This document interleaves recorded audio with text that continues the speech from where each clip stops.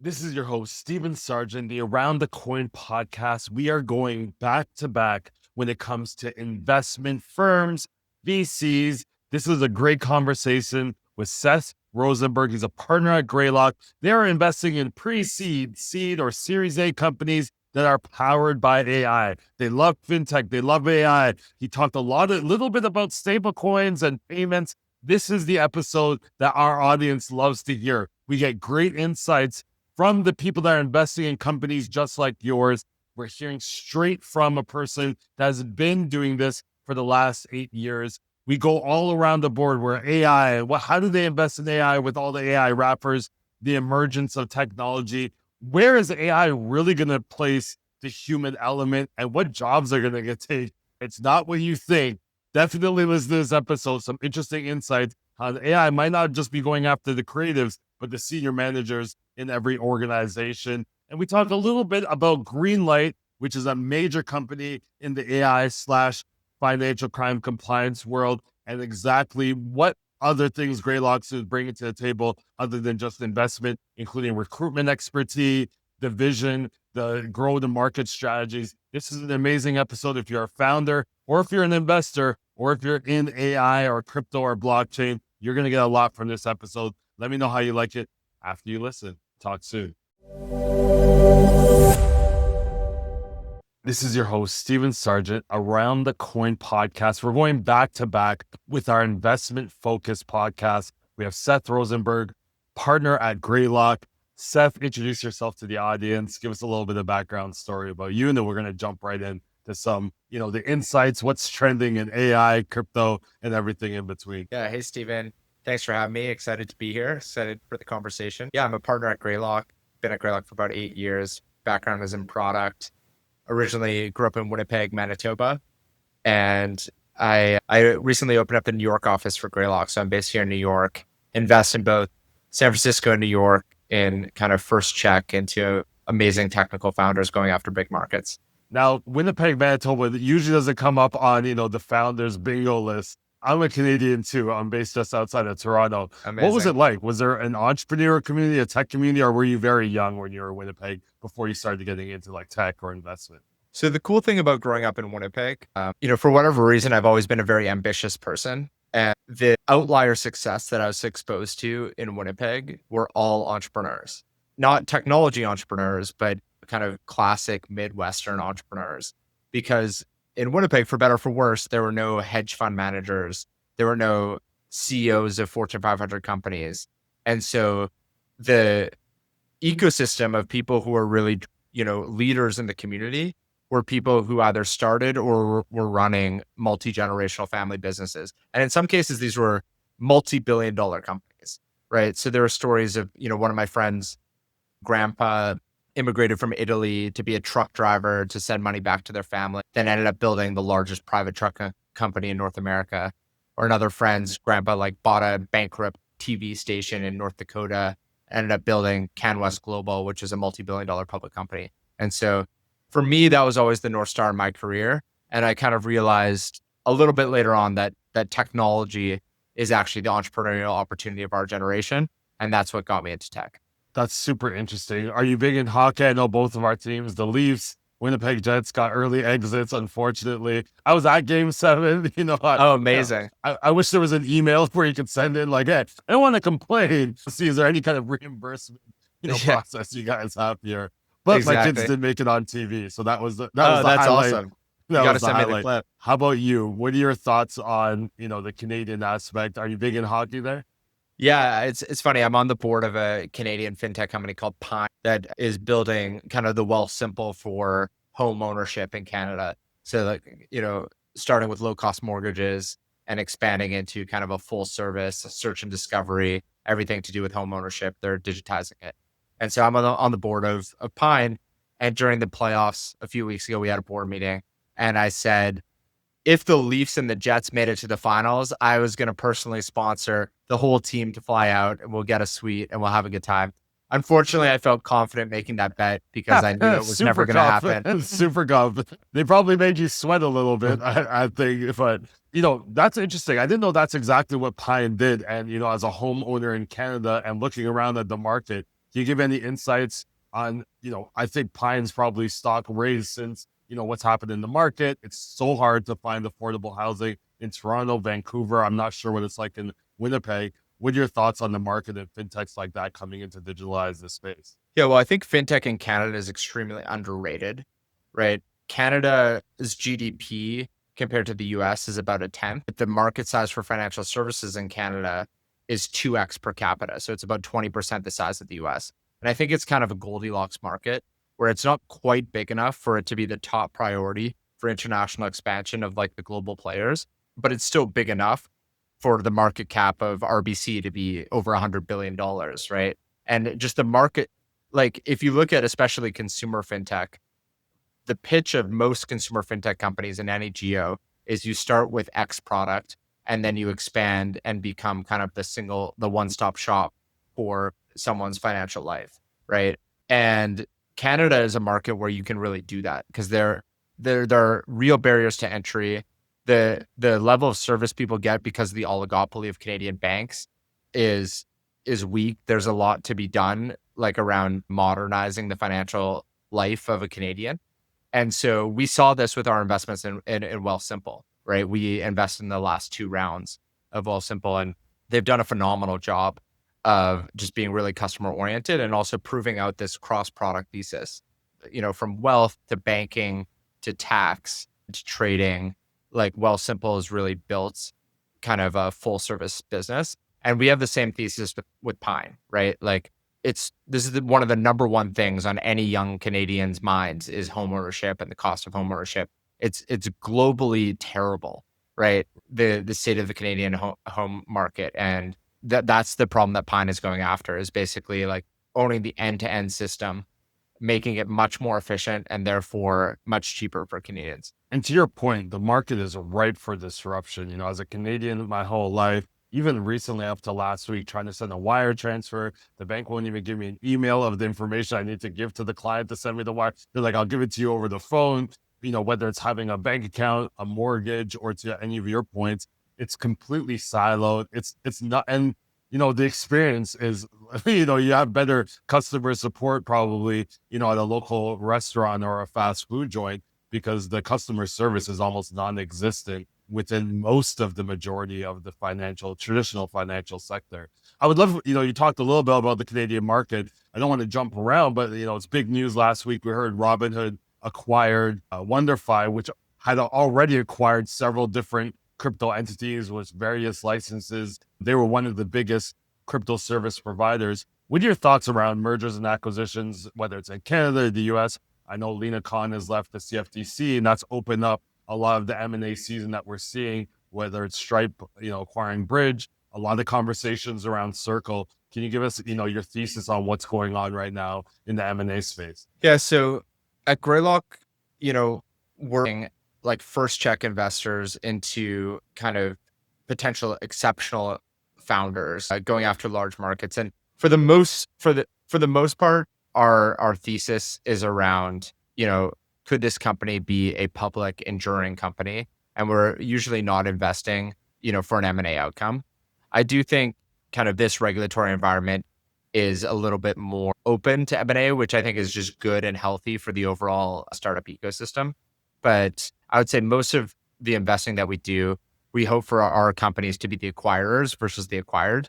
And I think it's kind of the standard thing, which is like it would be a failure if kind of your M&A strategy is the core differentiator of what you're doing. I think it's very rare where you can have true transformative acquisitions. Looking at your, previous career, you brought up the product side. You worked at Goldman Sachs. You were product manager at Facebook. Any key takeaways from, working with one of the biggest FANG companies and these institutions from a decade ago that served you well as an investor today? I mean, there's a lot of different directions there. I think advice for kind of young people just starting their careers is finding places that are aggregates of extreme talent density is so important for your career. And Facebook and Meta at that time in the early 2010s, especially, some of the emerging products like Messenger, was an amazing kind of draw for really talented builders. And so it's, and now a decade plus later, I still work with a lot of those people. I just had breakfast with David Fisher this morning, who's the CRO of Facebook. I backed Henry and Keith in Tome, which is now Lightfield, were some of the most talented builders that I worked with, especially on 0 to 1 at Meta. And, like more tangibly, like I think, one of my first investments at Greylock was in Roblox. And I think actually like spending 4 years in the weeds, building consumer networks, building consumer platforms, understanding what great looks like enables you when you look at a business like Roblox, which at that time was not an obvious, massive success story, and having the conviction to write one of Greylock's first checks ever. We ended up writing $50 million, which is large for Greylock, which is mostly an early stage fund. And so, yeah, I think it also leads to blind spots. Like I do tend to be pretty focused on product, and that's obviously only one input to building a successful business. And so that's something I've learned over time as an investor, is to kind of balance out that bias. But at the end of the day, I think building delightful products is one important input into building a successful company. And it must be extremely hard. You're doing pre-seed, seed, Series A investment. That's usually sometimes a founder and just their idea a lot of the times. How's your ethos evolved? You've been at Greylock since 2017. AI was still very much in its infancy stages. How has your ethos evolved over the last 8 years, especially with the emergence of AI technology, especially in the last 3 years? Yeah, I mean, you're right that like transformative companies are built by transformative people. Often there's like when you speak with a truly transformative founder, there's often some inevitability presence to what they're doing. They have some unique insight, and they have some insatiable kind of chip on their shoulder perseverance to will that thing into existence. And so I think that's one of the like most common threads of founders that end up kind of bending the world to their will. But almost equally important are the markets that they're going after. And so that's a role that we actually play when we're, meeting with and partnering with people who are even pre-idea, who are extremely talented and technical, and they want to start a company, because an expertise that you can develop as an investor is having a more horizontal view of the market and understanding what customers need and how technologies can be transformed into products that can be transformed into valuable and durable businesses. And so that's kind of a thought partnership role that we play often at the kind of early and incubation stage. Taking up on what you said, based on that surface layer of AI, we're seeing a lot of AI wrappers. How do you decide, like, okay, this, AI transcription sounded monumental a couple of years ago. It's like, now the technology, everyone, and it's like a CD burner. I remember when I bought an external CD burner for my computer, I had a really great job at burning CD, but eventually all the computers had a CD burner, and they didn't need my services as much anymore. How do you break past the AI wrapper to think like this is going to have longevity, this is going to be transformational? Is there a certain kind of like line that you're like, hey, this is more of a wrapper, maybe $1 million for the first year, but after that, it's going to get dicey? How do you kind of determine where you're going to put your chips? Yeah. So first of all, I think people think too much about this. I think most amazing companies, not all, but many amazing companies, especially great SaaS companies, like don't necessarily have some inherent defensibility right at the beginning, right? You need to build something that people want, that has real value, that people want to pay for, and you need to do it better than others. And, if you look at some transformative companies, even in our portfolio, like Ramp, right? And you think about Ramp at the seed stage, like they were issuing spend cards for startups to start, right? Like theoretically, anyone could partner with Marqeta and Stripe and do that. Like, were they a wrapper on top of Marqeta, right? At the end of the day, like there's a million different decisions and inputs that go into building a transformative company. In their case, hiring the best team, getting the best investors, having the right vision around saving time and money behind a massive market, building delightful products quickly, and you build moats over time. And so, my partner, Jerry Chen, like published a post where he was basically saying the new moats are the old moats, meaning like the physics of business have not changed just because AI exists. And so you don't need some magical answer, in my opinion, of IP depth beyond the models. Like we have this new superpower in the world, which is intelligence at the cost of an API call. And we're still just scratching the surface of the business models and the products that can be enabled through that new infrastructure that's available. And so I think it's the wrong thing to over focus on this. I published a blog post 2 years ago that was talking about how everyone was looking for the picks and shovels of AI, and I wanted to dig for gold, meaning go after the applications. And that was when it was a little more contrarian, when everyone was obsessed about these GPT wrappers. Whereas now, I think when you have Cursor and you have Decagon and you have Harvey and you have companies in our portfolio like Resolve and Greenlight and 7AI and Abnormal Security, it's clear that there's a lot of depth you can build. And we have certain frameworks around this too. Like if you want to get nerdy about it, right, around like what's the depth of workflow? What are the disparate data systems that you're connecting into? What's the, reinforcing feedback loop that you can build an intelligent system on top of beyond the underlying models? So there's a variety of different frameworks you can apply, but I think the summary is that people think about it too much. That's really interesting. And you brought up Ramp and you talked about, their talent density. But there is a rise now in media and podcasts around like historical founders. I know Ramp is a sponsor of the podcast Founders, which I enjoy because they talk about historical figures and some recent founders and talking about the tried and true, ways to found a business and to operate your business. Are there certain best practices that we can take from the Steve Jobs of the world? Are we, to your point, are we trying to get too creative with how we approach the world with all these new tactics and strategies? I think amazing companies and organizations are reflective of the superpowers of the founders. And so, Mark Zuckerberg is a very like systems level thinker, right? And so he thinks about networks and he thinks about systems. And Facebook is best in the world at that, right? He's enabled an organization that can be very data driven, that is growth. Like Facebook's superpower in the world is building and maintaining networks. It's not being like the first to be innovative on some consumer product. It's not like the last level of design expertise. It's systems and networks. And for example, when I was at Facebook, we launched Messenger as a standalone app. And that was not because that was a delightful experience that every consumer wanted to have to download a separate app. It was because it was a network level decision, which is the only thing that matters for using a messaging app is if I message you on this app, do I think you'll respond quickly? And two things need to be true. One is you need to have the app, and two is you need to have notifications turned on. And so with the constraints of the operating system on mobile, it needed, in order to compete with iMessage, it needed to be a standalone app in order for force everyone to have notifications turned on. And that's a network effect decision, right? So that's Facebook. Steve Jobs was obviously very different, right? It was very design oriented and customer oriented. Google is very engineering oriented. Ramp is and Amazon's famously very customer oriented, right? And so I think there's no one way to win. I think it's just the founder needs to have a superpower, and then that ends up being reflected in the organization. I was saying before this session that, my background is in compliance. Your recent investment in Greenlight, and I believe it's not your first investment in Greenlight, which is creating AI agents for financial crimes to sell to fintechs and crypto exchanges, et cetera. Can you talk about this recent development and how you approach, a company, especially in an industry that's so highly regulated?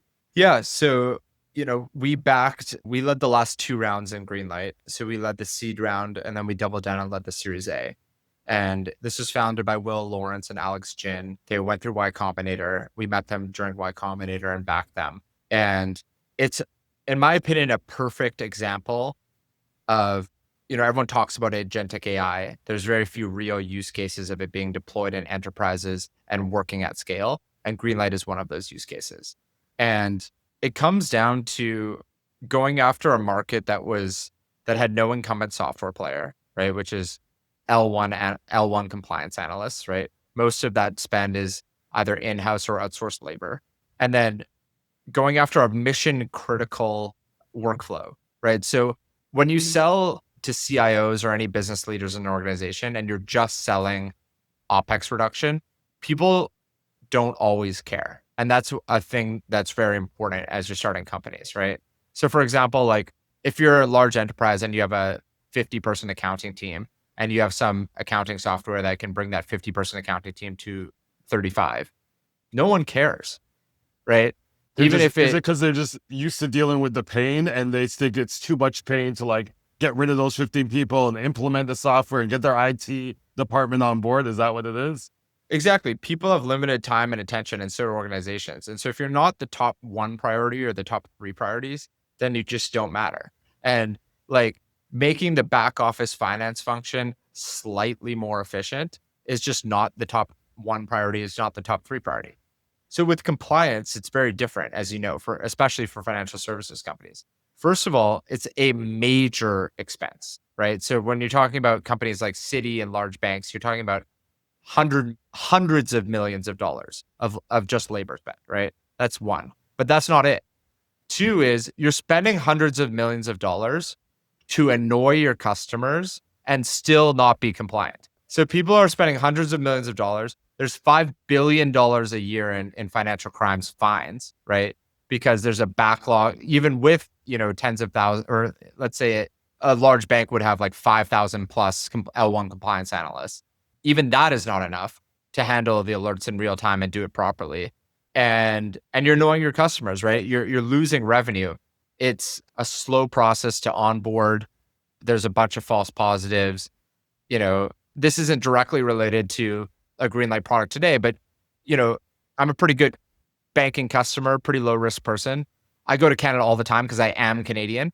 Every single time I go to Canada and try to withdraw money, I can't, right? Because it's like a fraud alert, right? So like the system's totally broken in ways that really matter for a business. And so it's a very well suited kind of category for AI because AI can just do it. Not only can it do it cheaper, but it can do it better. Right. And so the other nice thing about Greenlight is they have an entry point in a very like high trust category. They have an entry point that can build trust and then expand. So they have a land and expand motion that works very well. So they start with sanctions alerts handling, which is usually pulling from public databases, has very high volume. It's a huge pain point. It's very manual. It's a really it's a thing that they can nail. That's pretty easy to say yes to. And then once they build trust, then they can expand. And that makes a lot of sense. And to your point about, compliance being pretty much a cost center, these companies are still spending millions of dollars outsourcing because they don't have enough talent. So they spend millions outsourcing. It's not only, an annoyance to customers, it's annoyance to the other business departments, the personal relationship managers, the people that are trying to bring in customers and the revenue drivers of the business. It's even more annoying to them. And I think AI can be more consistent. If you have 12 different people from around the world all working in your compliance department, you're probably going to get various results when it comes to filing suspicious activity reports and reporting. And, the regulators are huge on consistency. Exactly. But what are your thoughts about regulators actually accepting these reporting that are based on AI? Is it all about showing exactly what the AI did? Is that what Greenlight has to do for these financial institutions, fintechs, crypto? Is it show the thought process of how the AI came up to these results? Because I think that's probably the most challenging part or the bottleneck is, will regulators accept their results if it's not 100% concluded by? Yeah, exactly. I mean, from the regulators we've spoken with, they're extremely open to, understanding technology and understanding its benefits, right? It's similar to a lot of different categories of AI, right? Autonomous vehicles, where people are always more complacent with the status quo. And so in order to beat the status quo, you need to be so much better. But so for example, like we're fine that 40,000 people die a year in car accidents, right? Because it's the status quo. We're less comfortable if we save 20,000 people a year, right? Let's say, but if an autonomous vehicle even leads to a single death because it's something different, we're more worried about it. But I think in compliance, there's actually less resistance to evolving beyond the status quo. I think to your point, like people understand that the status quo is broken. Humans are not perfect and are not 100% accurate, that the audibility and the consistency is actually improved significantly, as well as the coverage and the latency, right? And so there's so many benefits of using these systems. And then you also have the built-in kind of graduation rails of there's L1s and there's L2s, right? So Greenlight can still automate all of the manual investigation and report creation and still have a human in the loop kind of, stamp it. And so it's actually very easy to start with low risk categories and then also to keep humans in the loop while still increasing throughput. I don't want to stay on Greenlight for too long. I know you have many companies in your portfolio, but I did see a post by Will Lawrence talking about it wasn't just the investment from Greylock, it was also the expertise that you had. It was the support and advice when it went to go to market strategy or recruitment. If you're talking to founders and why they should choose Greylock versus any other VCs or investment firms, what are some of the things that you think you add? Because I've heard very few founders talk that way about their investors. Usually just say the name and thanks for the money. You went really deep into all the bonus and perks of dealing with your firm. Yeah, thanks for saying that. I mean, look, at Greylock, our strategy is to invest in the very best founders going after the most interesting market opportunities.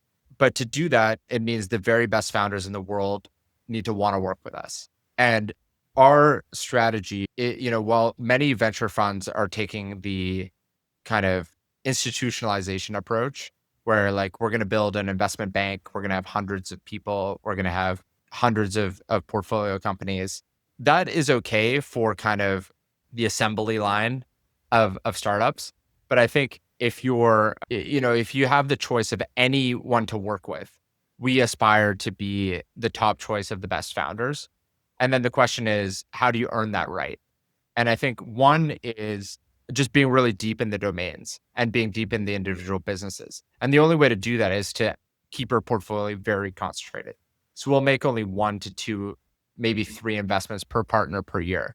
And so a founder has their entire career staked on a single company. We should at least have a good amount of our career staked on their company so that you're in it, from a structural perspective through the ups and the downs, and you have the bandwidth to be up to speed on what they need and how you can be an effective partner for them. And then in terms of where we invest in our operations team, our recruiting team is larger than our investing team. So we find that founders want 3 things. 1 is a thought partner through the ups and downs of building a business. 2 is talent, and 3 is customers. Those are the only things that matter. And so that's what we've invested in. So we have a talent team that helps bring in product engineering design as well as executives. And then we have a customer development team that has warm relationships with Fortune 100, Fortune 500 companies. And again, it goes back to our structure, which is, in order for us to be kind of a trusted curator for discerning buyers at enterprises, it would be impossible to do that if we had 500 companies that we were selling versus, hey, like Greylock, you guys see every company in the market or a large majority of the companies in the market, and you're only picking 1 or 2. So we're going to take that as a signal. And then that has a reinforcing loop that's helpful. Where are we in the market right now when it comes to VC and investments? I feel like there's 2 phases, just like the job market. There's either it's so hot, all the job candidates are picking and choosing where they want to go, similar to founders when there's a lot of money in the system. And then there's like, hey, the job market's not that great and the VC market's not that great. And, founders are trying to find the best deal. And, right now we're hearing a lot that the terms are not favorable to founders. Where do you see the market as it exists today? Have we gotten rid of some of the froth over the last couple of years that seemed to plague the market? What are your thoughts? I mean, for hot AI companies and repeat founders, the market is as hot as ever. And I've been in venture for 8 years now, and that's always been the case. There's basically like for categories that are in favor, for companies that have outlier performance, and for founders who, either are clearly outliers or potential outliers based on their background or expertise or just some, innate skill, building of attracting people or capital or building exceptional products. Like for those people, the market is always really frothy. Now, that doesn't mean that if like you happen to have a seed round that's not hot or a Series A round that's not hot, that you can't be an outlier. Like that also happens very frequently. Like if you look at Chime as an example of a company that's about to go public, right? Their seed and their Series A and even their Series B were not that competitive. right? Well, Simple is a good example in our portfolio where a lot of their early stage rounds were not done by like, the biggest brand name venture capital funds in the US. So I'm not saying that like the best companies are always hot at every round, but I would say that the market is, because of, again, what we do at Greylock, which is we're looking for, a very, very small set of companies that could be potentially category defining multi-$100 billion, public companies. Those rounds are often very competitive. Is there, a certain characteristic of either a founder or a company where you don't think it's going to make that mark, or even maybe companies that you have invested that haven't reached that full potential of the vision? Is there a certain thing that happened? Is it external market conditions? Is it like the inability to adapt as a founder? Is it like, hey, they're just, they frivolously spend, or they weren't reducing their expenses enough to have a longer runway? Is there certain areas where you're like, oh, we know exactly why this thing hit exactly where we thought it would? I can't give you one specific thing. There's 1,000 ways to fail. I think one thing that young product oriented founders often underestimate is the quality of the market. And I think spending time up front, like we kind of, one playbook we have at Greylock is kind of go slow to go fast.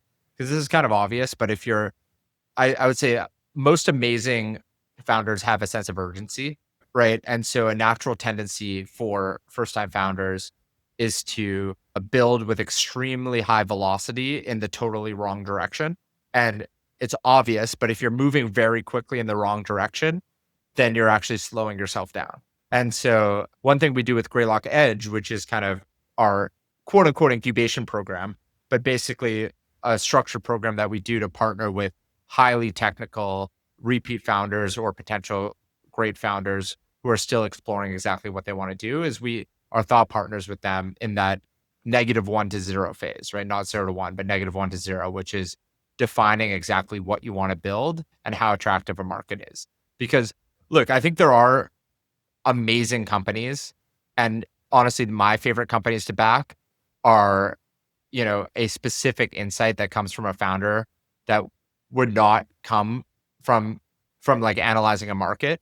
But I would say like one of the most common failure modes I've seen for like exceptional founders is not focusing enough on the characteristics of the market upfront. And, is there any, there's this term that goes around a lot of the business podcasts about like a one graph or a one page market, where it's like one graph, whether it's a hockey stick or shows some kind of insight or some regulation has changed. And they're like, oh, this will completely blast off based on what's happening in the market. Is there anything that you see out there right now where it's like, I could see why people are investing in it because of this like one graph or one pager that they've seen kind of being pushed around? I like that. I always love those prompts of like, the one chart. I can't think of anything off the top of my head. I can think of several like for like very specific thesis areas, but I can't think of a single one. One thing that is top of mind for me right now is the potential contrarian nature of what AI is going to be good at. And so I thought there was like a really interesting narrative in 2023 when ChatGPT first came out that, the assumption was that AI was going to replace quantitative work first, right? Like accounting and tax, et cetera.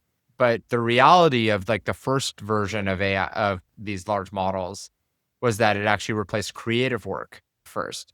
And the initial assumption with AI is that like writing poetry and writing books and writing music and creating art was going to be the last thing that gets automated with AI. But it turns out it was the first thing, which was really interesting because it was the precision required was lower, right? And I think the potential parallel narrative today is people think that it's the junior level workers that are going to be automated first. But it's actually possible that it's the senior level work that gets automated just as quickly, or in some cases more quickly, because the junior level work requires more precision, whereas senior level work often requires just like inputting a bunch of context from a bunch of different sources, synthesizing it, and then making decisions that use reasoning, but not necessarily requiring extreme precision. I think you make such an interesting point there. I've been at several conferences over the last 2 months in crypto, and a lot of the crypto exchanges, and I won't name any, but they're, it was based on that thesis. It's the senior managers are creating reports, and the person's like, hey, if I need a report and I'm waiting a week for a report, I can press a button in AI and get that report within minutes. And to your point, we're seeing a lot of those jobs being erased because those are the ones that are taking the inputs, analyzing large vats of data, and AI is just doing a better job at that overall. Do you see any moves? I think in the VC world, we've seen a move back to hardware, which we haven't seen maybe in the last 2 or 3 decades. You might know better than me, but we've seen a move back into hardware around infrastructure to do with AI data centers, obviously the chips. Is that an area that you're at all interested in, or have you seen this and you're kind of just staying in your software as a service lane? It is really interesting, right? When you think of how to build defensibility with AI companies, now that, creating software is now becoming fully democratized and the cost is approaching zero, and you think through how much defensibility can be at the software layer and at the application layer versus solving problems that go deeper into the physical world or selling into areas that require more specialized relationships, like into government, for example, right?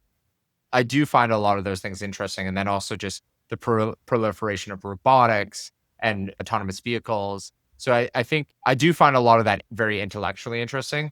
I will say at Greylock, we're primarily right now focused on software, right? There's still, I think, a massive amount of value to be built, both replacing many of the horizontal software categories like ITSM, the CRM, right, which our investment in Lightfield is going after that, HRIS, even the ERP. I think all of these horizontal software categories are potentially up for grabs again.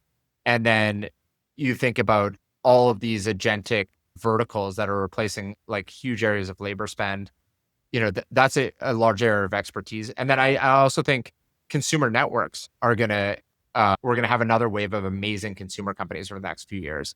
I think the first year and a half, 2 years of AI consumer companies were very similar to the first couple of years of mobile consumer companies, which are basically like the toys versus the businesses. So it's like, the first camera filter app was like maybe a 99-cent app or a free app with a bunch of ads, and it had some cool filters, right, on your iPhone.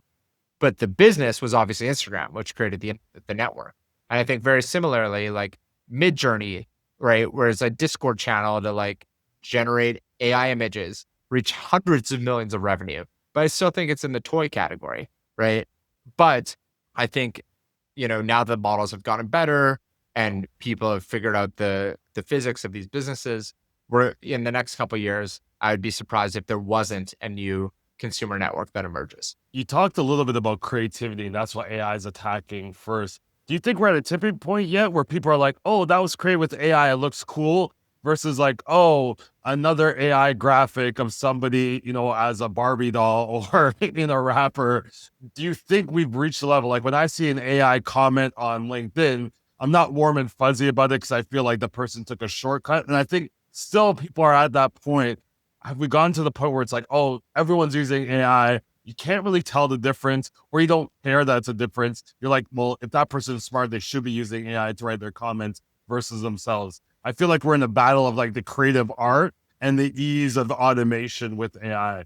Any thoughts around that, even maybe from your own personal usage of it? Yeah, well, you've probably seen that meme where it's like a guy writes like a single line sentence email and then gets an AI to make a 3-paragraph email. And then the guy on the receiving end then uses AI to re-summarize it back to one sentence. So it's just kind of like wasting time. But I mean, what I'm excited about is like moving beyond like sentence completion and moving towards, of course, like doing work, right? And I think that's where the real transformation comes in. And that's where we're spending a lot of time, right? Is kind of defining an AI agent as 3 things, right?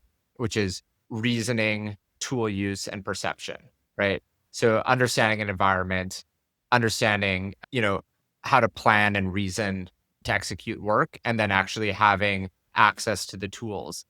And I think there's still a huge wave of enabling infrastructure that needs to be built around identity, security, payments in order to truly enable AI to execute work. And then once all that, and then there's kind of reinforcing loop as that infrastructure gets built, then more powerful applications can be built. So I'm less excited by the like image gen and like, the sentence completion and like the like email spamming bots. And I think there's much more sophisticated businesses that are being built now of actually understanding an end-to-end business process and executing it. And have you looked at companies differently? Because I'm assuming 2017 company comes to you still very young, doesn't have a large amount of funds coming to you, obviously, to build up their teams and expand. Now you're like, hey, this is a 3-person team. We could probably use agentic AI to cover a lot of the heavy workload in these certain areas.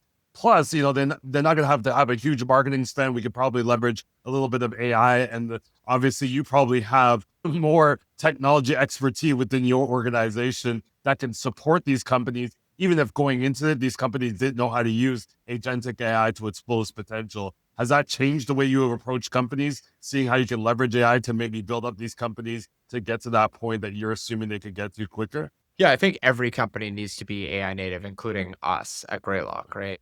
And I think if you're not, then you're just going to lose. And I do reject the narrative a little bit that like people say like companies are going to need less capital to grow.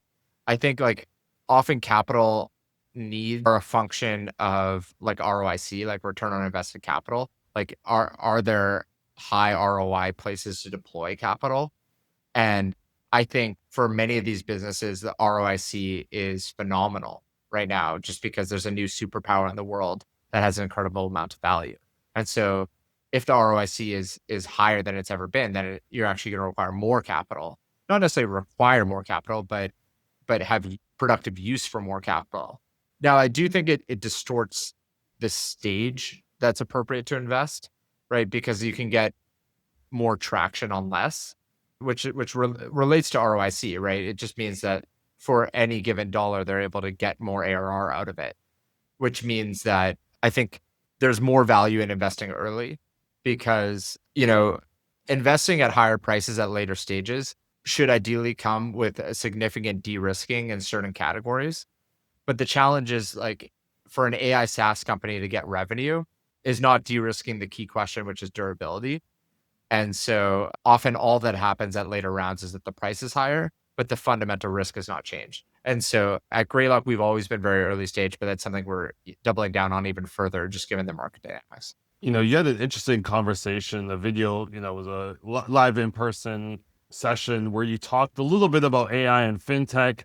And, maybe can you share some of these, interesting, why you feel that there's so much promise in AI and FinTech? You included such things as like the ability to process unstructured data, which we talked a little bit about that. And even like making small improvements, having these huge financial rewards. What are some of your key concepts for some of the people that are in payments and FinTech that are listening to this episode? Yeah, so I think financial services is one of the most interesting categories for AI, right? It's 25% of the economy. You have huge amounts of unstructured data, right? So you have 10Ks, 10Qs, receipts, bank statements, right? All trapped in PDFs and text-based documents, right? Think about any loan underwriting, any, business payment process, right?